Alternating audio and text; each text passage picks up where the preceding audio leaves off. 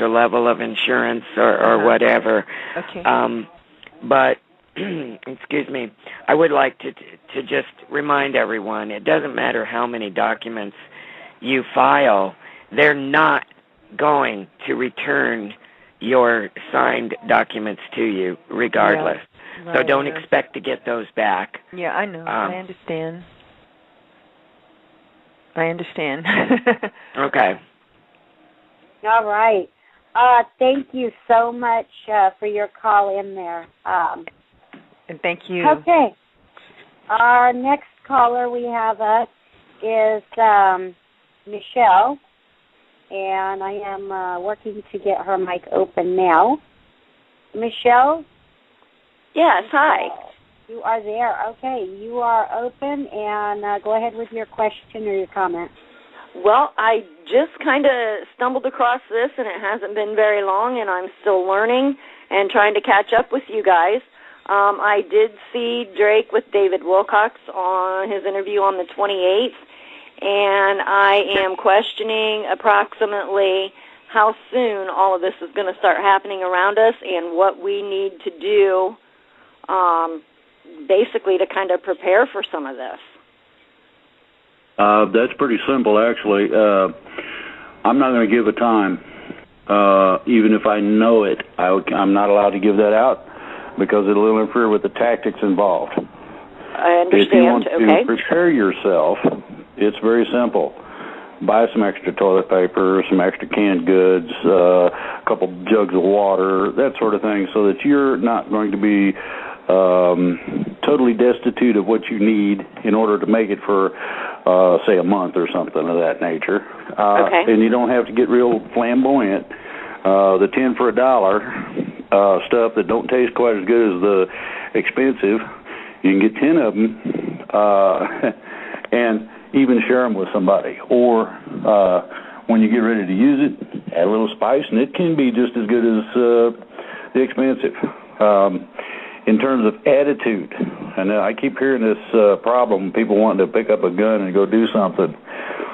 The basic idea behind the primary plan is that this is to be a transition, a peaceful transition. There are going to be some people who object strenuously. They don't give up power of that type easily. However, this does not mean that everybody who has a gun needs to go shoot somebody. It does not mean that you need to riot, and it does not mean that you need to cause problems for local law enforcement. They're going to be busy chasing bad guys.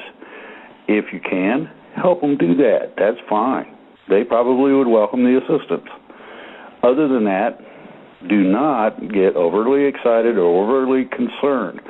The plan is very, very concise in terms of trying to prevent problems such as the toilet not flushing, the lights being on, and the phone working kind of thing.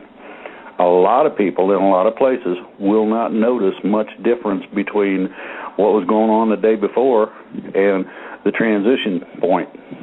There won't be that much difference, other than the fact that we will finally be free. Thank you.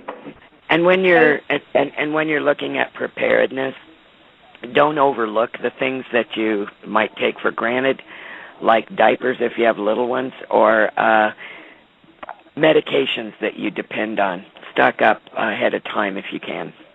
Exactly.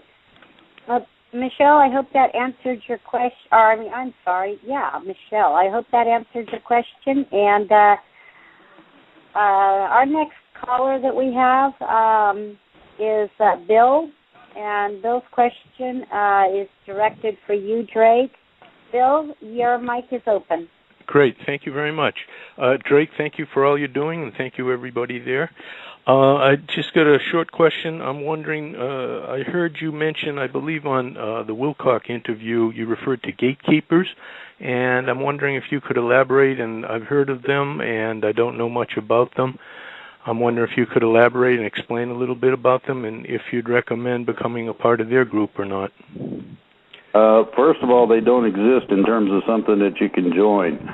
It's a similar sort of thing to us, known only between those who are participants, all the way from your field level troops up through command. the ideology behind it is that they agree with what we're doing. They are a part of what we are doing. The other part of it is that we expect, through our agreement with them, to now pick up their end when they can, according to tactical positioning and timing and all that, the rest of the ball so that we can make a touchdown. That's basically what this is all about. Some of the people in Gatekeepers I had the privilege to contact when I didn't know that they were in Gatekeepers. This was years ago, and I was informed of a combination of things at that time that were, to me, just like what we're doing, seemingly impossible, but it's happening anyway kind of deal. They have been waiting, and they have been very frustrated, waiting on someone to get off the couch and take the actions that we've done. The specific action is a civilian authorization to them to be able to take the action necessary in order to remove these people from office. Now, they won't be directly involved. You'll have them, federal marshals, local law enforcement. Local law enforcement will be backed up by the military. So it's going to be, and from what I understand, if it is operated according to the plan that I read part of, it's going to be very swift. And these people are not going to know it's coming. And that's primarily the idea. You don't want them slipping through the cracks or escaping out the basement. The other part of it is that you got a lot of records. They want to preserve those so that they have absolute records of the crimes that these people have committed, not just hearsay. So there's a lot involved, but like I said, Gatekeepers is sort of a code word for a specific group. And they're a major player along with the group you're directly working with? Yes. I see. Great. Very good to know. Also, I'm curious for you to talk in such detail about what's about to come down is very inspiring and strengthening for we the people to know there's hope and light at the end of the tunnel. But I'm wondering, is there any tactical disadvantage in letting the bad guys know what's coming down? No. So if you'll take note, there are a lot of websites that provide information specifically on the financial end as to a combination of resignations and arrests. These have primarily been noted in Europe. However, two of my contact people here in the States at high level have told me that everybody is scurrying like a bunch of rats on a sinking ship. Great. They know what's coming, and they also know, and this is the neat part about it, they cannot stop it. Now, there's a reason for that. The non-aligned nations have cut them off. That means they cannot go to a small foreign country and abscond with the Treasury in order to support what they're trying to do. And no countries have been willing. If you can't pay somebody like Blackwater, they ain't going to war for you. Just that simple. So that power base has been eroded extraordinarily. The only thing you're getting now is the ideology of fear, like the two executive orders, the NDAA, things of that nature, like, oh, we're going to declare martial law. Well, they've tried that twice already, and it didn't fly. The military would not comply with what they wanted to do. So, and that's been a few years. So, if they were at that point then, you can imagine how far it's progressed now until this point. Now, how about the story I recently read where there was huge amounts of ammunition? Yeah, sorry? Bill, we still have other callers in the line, and we've only got about 15 minutes left, hon. But if you have further questions, please email them to us, and I'll make sure that Drake gets them. Fabulous. Thank you so much, all of you. Thank you. Okay, bye-bye. Bye-bye. Oh, wow. Okay. Our next caller is for you also, Drake, and this is Drew. Drew, your mic is open. Thank you very much. Real simple, real quick, Drake. First of all, thank you very much for the mission. My question is, as a former Marine who believes in the mission, who understands what's going on, what can folks like us do? What can us veterans do who want to support the cause and everything that Freedom Reigns is doing? As this goes down, what can we do in our neighborhoods and our local communities to be of help to the mission? And I'll shut up now and take my question off air. Okay, very simply.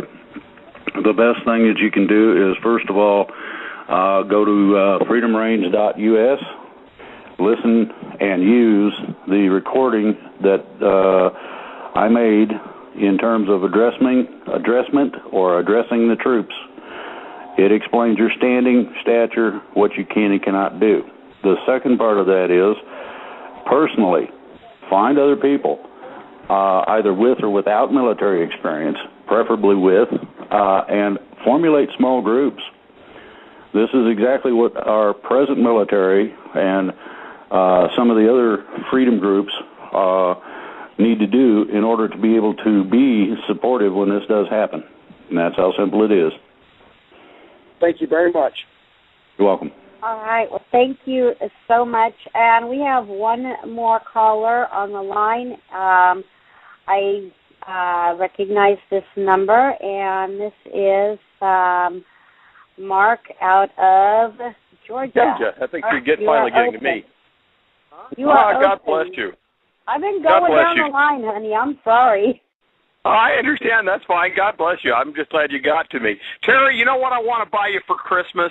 I want to get you a Tim Turner dartboard. Wouldn't you just want that?